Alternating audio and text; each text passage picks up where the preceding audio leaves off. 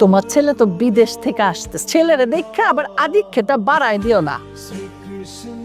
বিদেশ থেকে কার জন্য কি কি আনছস? দে দে তাড়াতাড়ি দে।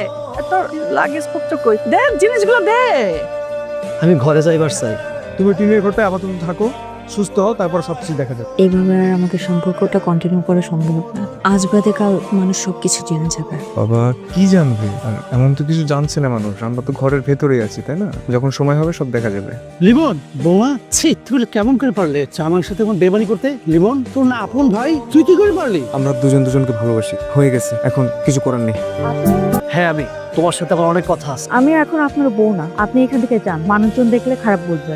দাঁড়াও, কে কি ভাবলো সেটা দেখা আমার ইচ্ছা নাই। তুমি আমার কথা জবাব দাও, তুমি আমার কেন বিদেশ পাঠাইলা? এত বড় মিথ্যা অভিনয় করে আমার দেশে এবারে কি দেখলা? তুমি আমার সৎমার পোলা, আমার ছোট ভাইয়ের সাথে পরকীয়া করতে গিয়ে ধরা খাইলা। ধরা খাইতে তুমি বিয়ে করছো, আজকে তুমি কইতেছো আমারে নিজের লোকে সরে যাইতে। তুমি বিদেশ যাওয়ার আগে তুমি আমার যে কথা কইছিলা, আমি সেই কথা কেমনে করে বলি? এইভাবে মন খারাপ করে বসে থাকলে হবে বলো? তুমি একটা ভালো সৎ ছেলে, দেখবা আল্লাহ চাইলে সবকিছু সুন্দর করে সাজিয়ে দেবে আমাদের। অন্ধকার জীবন থেকে একটা সুন্দর সুখের সংসার ফিরে আসবে আমাদের।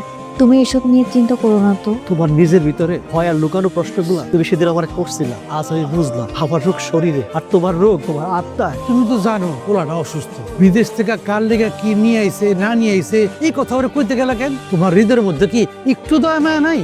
অসুস্থ হইলে কি সব মাপ? মাপ বা মাপ না, আমি তো এমন কথা কইতাছিলাম, আরে সে তো আমাকেই ছিল। সে তো আমার গই ছেলে। হ্যাঁ আমার গই ছেলে, সেটা তোমার ছেলে, আমার না। আমার সতীনের ছেলে। আমার ছেলে হলো লিমন, যারে আমি পেটে ধরছি। আমার আদুরের সুধা ময়না ছেলে লিমন। কখনো আর এই কথাটা বলবা না, বুঝছো?